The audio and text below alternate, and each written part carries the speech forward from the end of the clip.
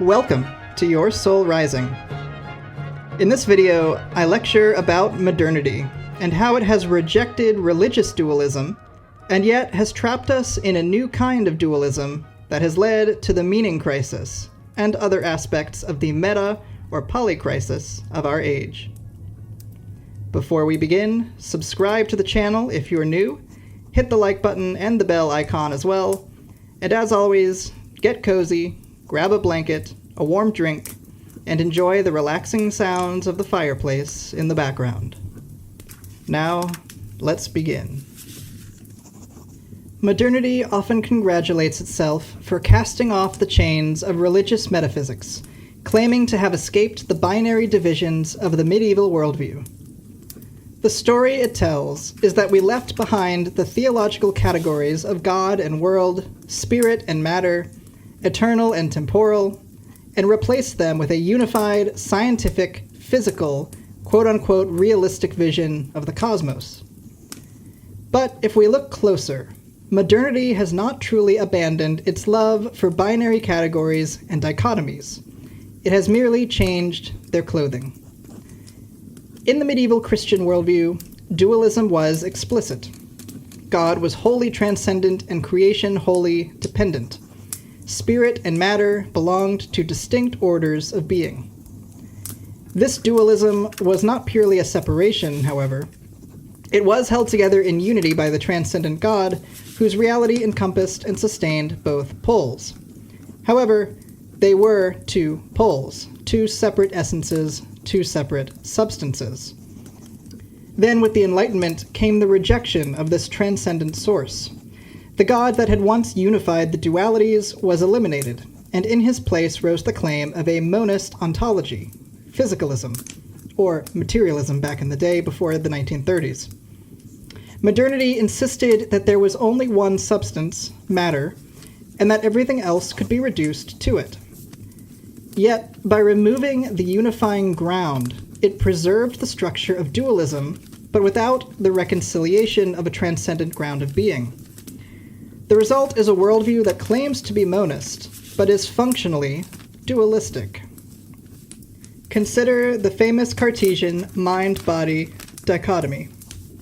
Descartes drew a hard ontological line between res cogitans, thinking substance, and res extensa, extended substance. Even though many later thinkers sought to collapse this into a single substance, the separation has proved stubborn. Likewise, the subject-object dichotomy remains deeply embedded in our ways of thinking, shaping how we imagine ourselves in relation to the world.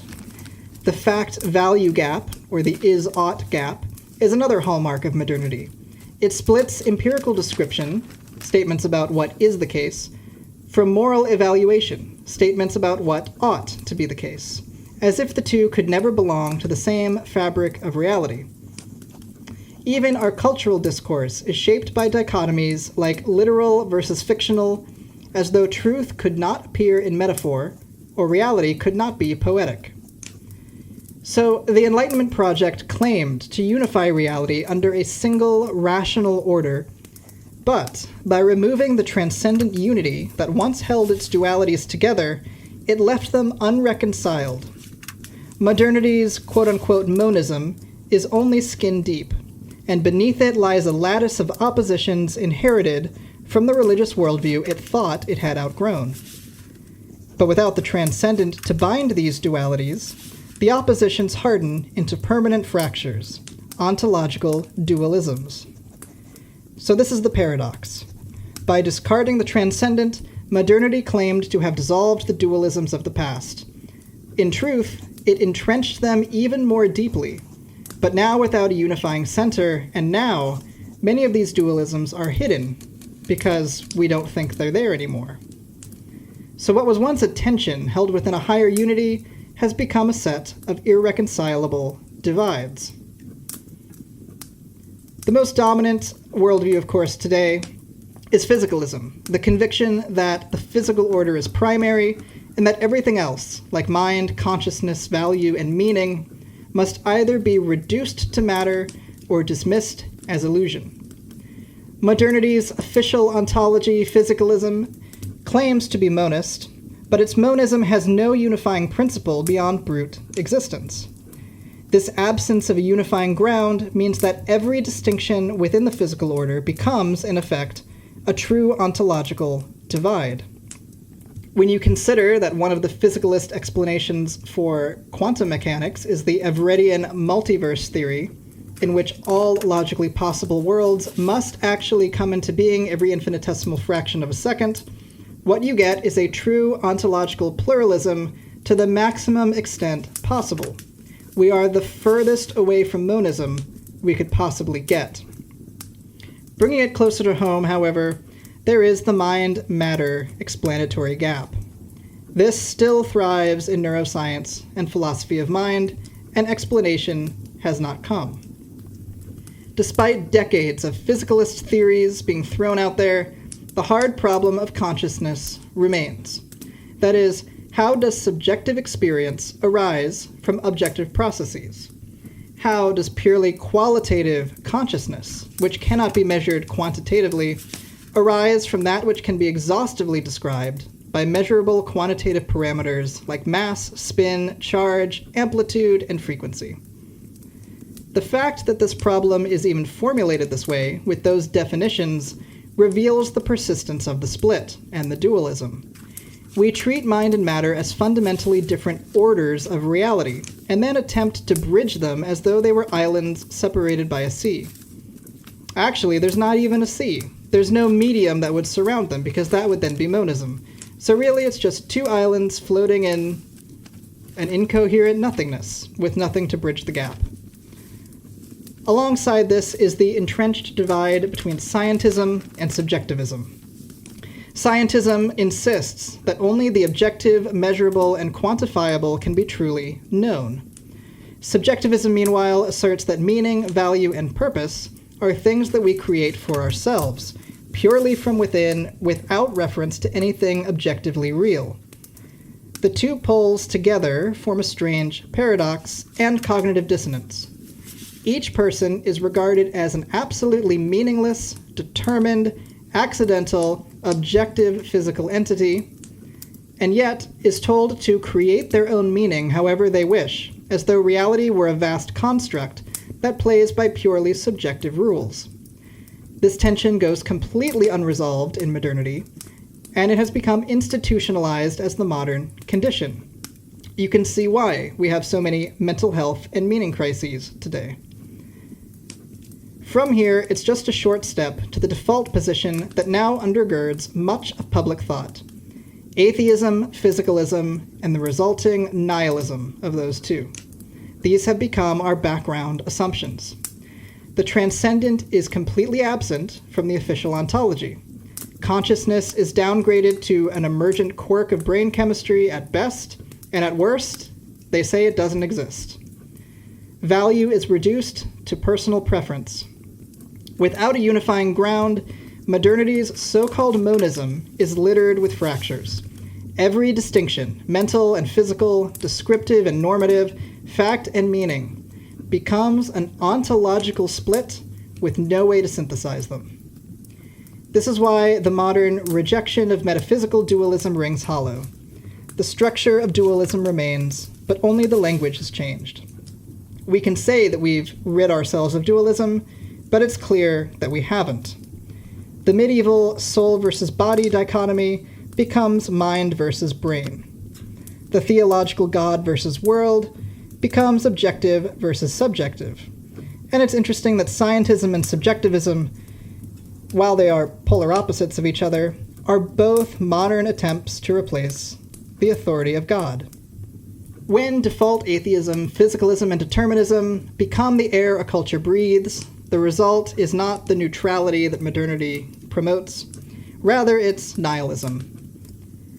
Because under the physicalist ontology, all that exists are physical processes unfolding according to accidental, determined, impersonal laws. Human beings are reduced to complex mechanisms whose loves, dreams, moral intuitions, and meaning are byproducts of evolutionary chance. In this frame, meaning is fabricated. Its authority lasts only as long as an individual or culture chooses to honor it. Actually, even that is granting too much to physicalism, because if reality is absolutely meaningless, then there's no meaning to be had at all. We can also point out the fact that physicalism is part of reality, so if reality is meaningless as it states, physicalism is also meaningless, and we have no reason to believe it. But it gets worse, because this worldview also slices life into separate, non-overlapping domains, and this affects our daily lived experience of ourselves, the world, and each other. Science is quarantined from art, ethics is isolated from spirituality, economics operates without reference to morality. It becomes performance-based and quantified. We treat these domains as if they exist in parallel worlds with no deep connection, each using its own language and playing by its own rules. The result is a compartmentalized self. One part thinking scientifically, another morally, another aesthetically, but with no unifying vision to bind them together into a whole, complete worldview. This fragmentation mirrors what Ian McGilchrist describes as the left hemispheric way of attending to the world. The left hemisphere specializes in division, categorization, and control. It sees reality in terms of parts, not wholes, and when this mode dominates, we lose the integrative capacity of the right hemisphere, which perceives relationships, context, and meaning. Modernity, he argues, has become a left hemispheric culture, analytical, mechanistic, and blind to the living unity that underlies its fragments. The irony is that in rejecting the dualism of the past, modernity has intensified its dependence on ontological binaries. It claims that everything is physical, just brute existence, but provides no transcendent source to ground or even bring this physical existence into being. And here Charles Sanders Peirce offers a devastating insight.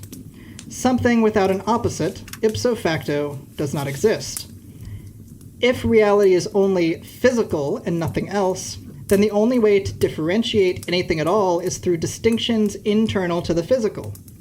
Those distinctions then become ontological divides, dualisms, each as absolute as the next. Physicalism in this way can never be a true monism. It is rather a system of dualisms all the way down. There is no way out of this labyrinth of divisions from within the physicalist frame. Every attempt to unify reality collapses into yet more categories, more opposites, more irreconcilable parts. The only genuine resolution is to recover the transcendent ground, a reality that does not stand as one pole in a binary, but which collapses the binary structure into a unity. Without that ground, dualism always reasserts itself, no matter how monistic, and no matter how much we repeat to ourselves that we've gotten rid of it, and now we're monists. To fix it, we have to get back to the transcendent. And the path to that is not through yet another conceptual theory, although certainly that can be part of the worldview, but through direct experience of the unity that underlies all distinction. And of course, for that, we must abandon physicalism and embrace other ontologies. With that comes the need for a radically different attitude. One that is an older attitude, certainly, but that won't take us back into the old dualisms. So if modernity's problem is that it preserves the structure of dualism while discarding the transcendent that once held the poles together, then the way forward cannot be build yet another conceptual system within the same framework. We have to get beyond theory itself. We need a way of knowing that begins from unity, an approach that undermines the oppositional logic at the root of the problem. And this is where the apophatic tradition becomes invaluable. Apophaticism, from the Greek apophasis, to speak away, is the way of knowing by unknowing. It does not attempt to capture the ultimate in definitions or positive descriptions, because every such description inevitably draws a line. This, not that. Here, not there. Apophatic knowing refuses to start from those lines. It approaches reality by removing, one by one, the conceptual boundaries that obscure the fact that the ultimate ground is not bounded at all. And so the apophatic path is uniquely suited to collapsing dualism because it does not try to reconcile dualities conceptually. It lets them dissolve into the direct encounter of reality through our direct experience. Because our direct encounter is always grounded in what is epistemically fundamental, the absolute unity of awareness. Awareness is not a pole in a duality, it is the precondition for all poles, for all distinctions, for all categories, indeed for all possible experiences.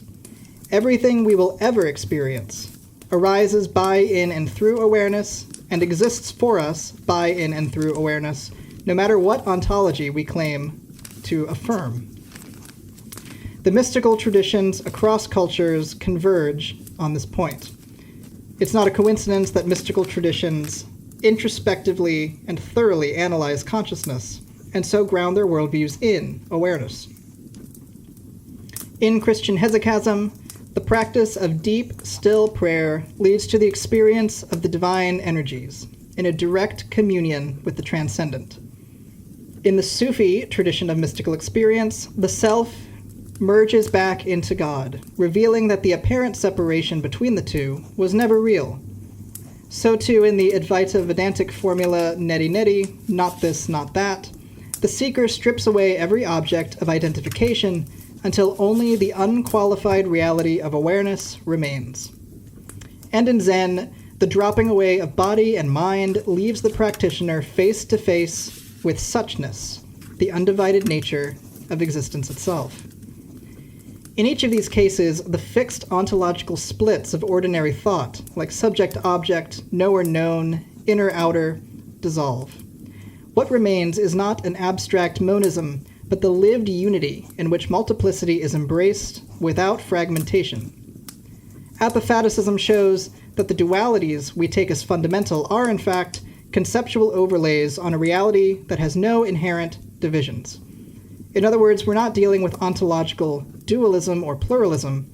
We're dealing with experiential dualities and multiplicity. Now, this is not anti-intellectualism to suggest that we need mystical experience to understand reality. Rather, it's a recognition that the intellect has its limits. Concepts are useful tools, but they cannot contain the infinite. And when they are mistaken for the infinite or the fundamental, they fracture reality into pieces. But the apophatic way loosens our grip on those conceptual boundaries, allowing the unity of consciousness to be directly known. And in that knowing, dualism collapses at the root. So if apophaticism provides the orientation, the turning away from the divisive structures of conceptual thought, then direct communion with the transcendent is the lived reality toward which apophaticism points. Theoretical understanding alone will not dissolve the grip of dualism.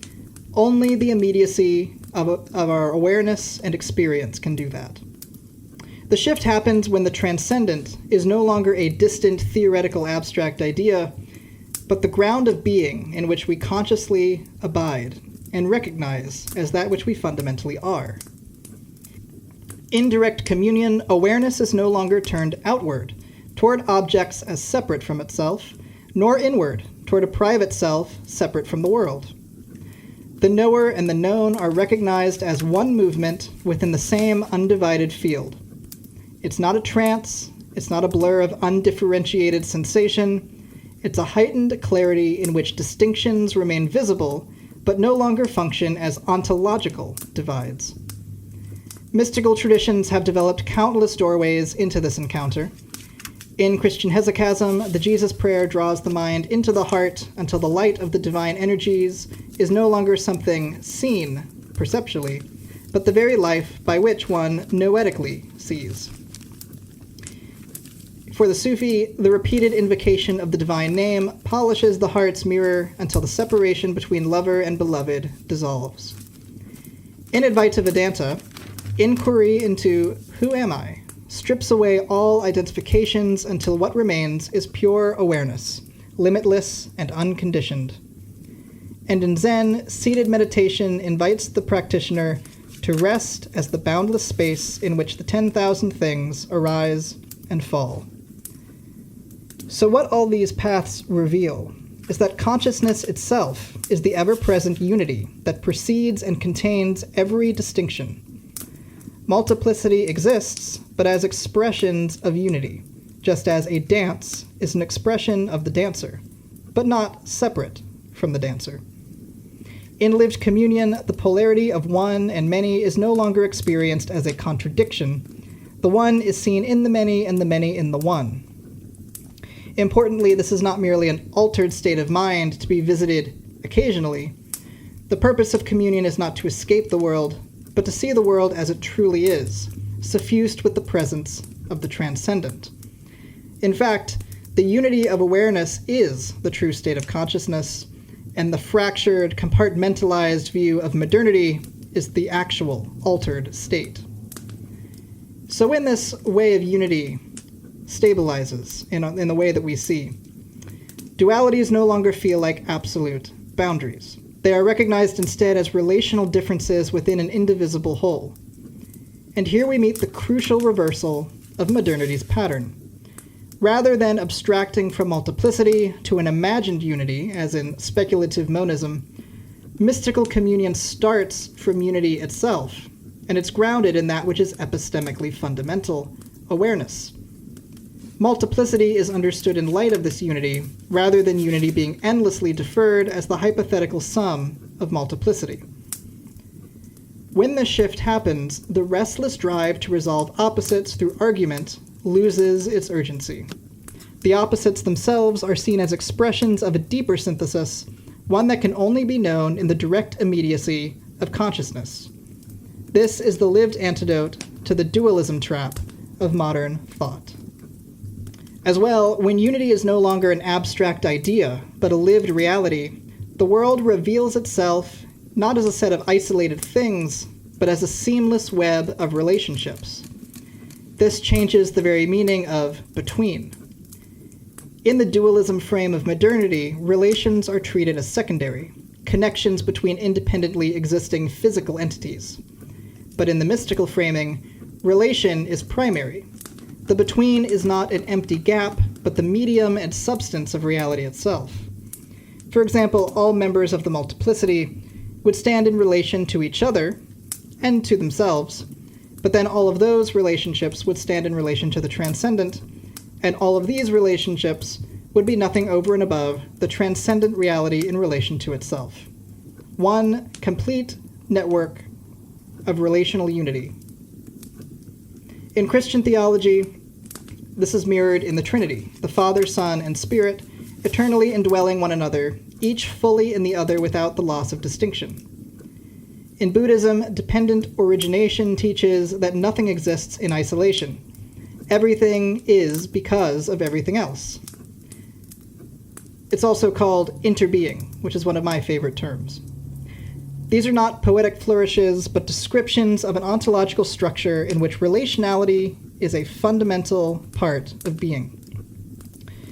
Modernity's great error is to compartmentalize, as we've said.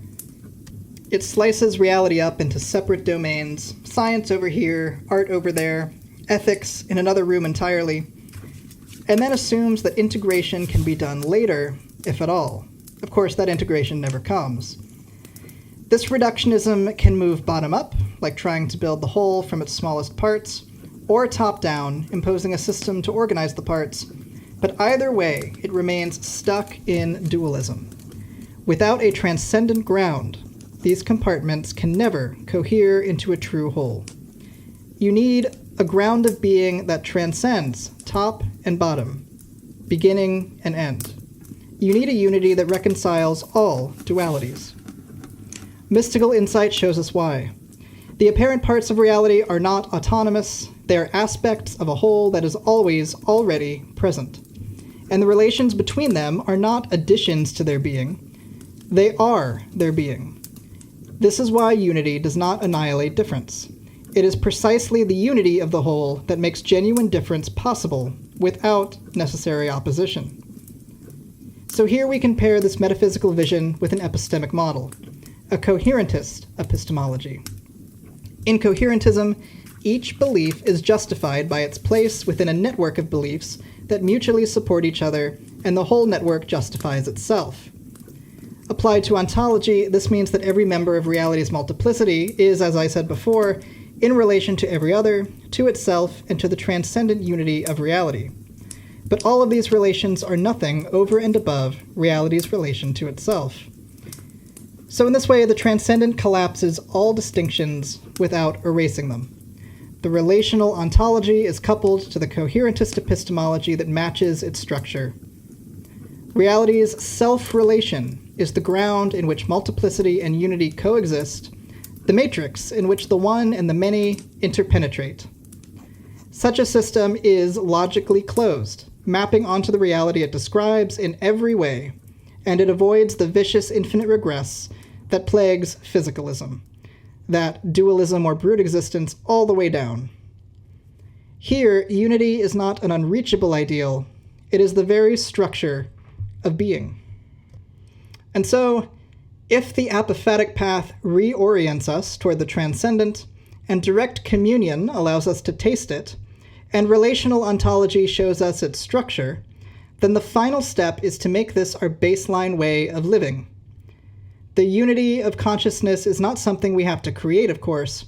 It's the ground of our experience in every moment by default, as that which is epistemically fundamental. But modernity's dualism habits have trained us to overlook it, to live as though we were cut off from the whole and from one another. It orients us toward the external constantly, looking for new stimulation everywhere. So the work now is not to achieve unity, but to remember and abide in the unity that is already in our interior. We simply have to be quiet enough to go and remember it. In direct awareness, consciousness is absolutely indivisible. All experiences, be them sensations, thoughts, emotions, perceptions, arise within the same unbroken field of awareness. The divisions we experience are not in awareness itself, but in the mind's conceptual overlay. The subject-object split, the me and other divide, the inner-outer opposition, these are all interpretive habits. And when we loosen them, the underlying unity is self-revealing. Relearning to dwell in this unity requires both insight and practice. Contemplative and mystical disciplines like hesychastic prayer and mindfulness, meditation and breathwork, train attention to rest in the undivided field of awareness.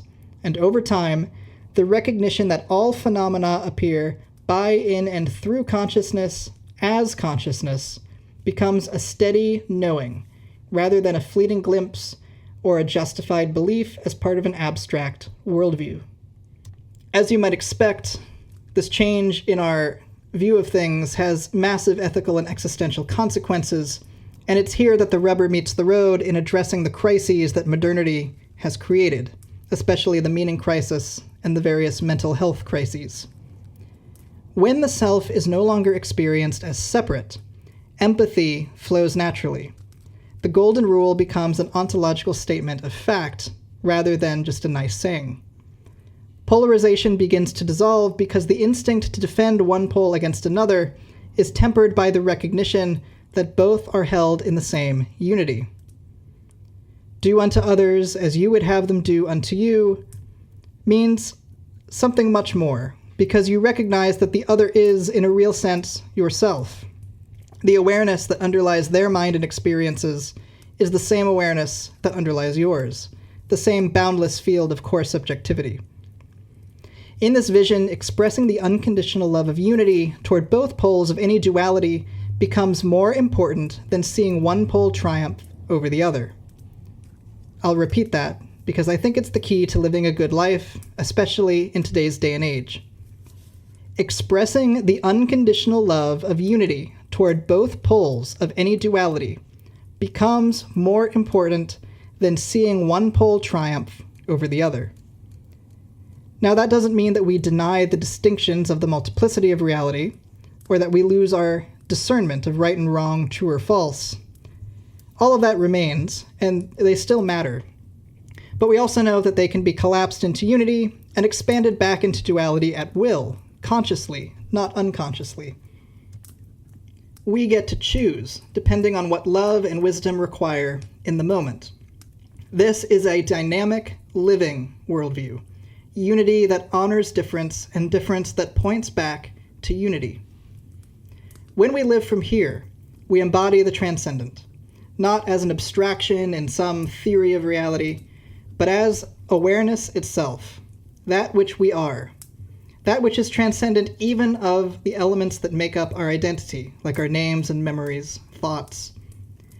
In that embodiment, the fractures of modernity can finally begin to heal, not because we've erased them, but because we've recognized the deeper wholeness in which they already rest. This is the return to the unity of consciousness, not an escape from the world, but the rediscovery of the world as it truly is, a set of experiences shared by all of us within consciousness. We are the same reality experiencing itself. When you view the world from that lens, absolutely everything you encounter is full of meaning.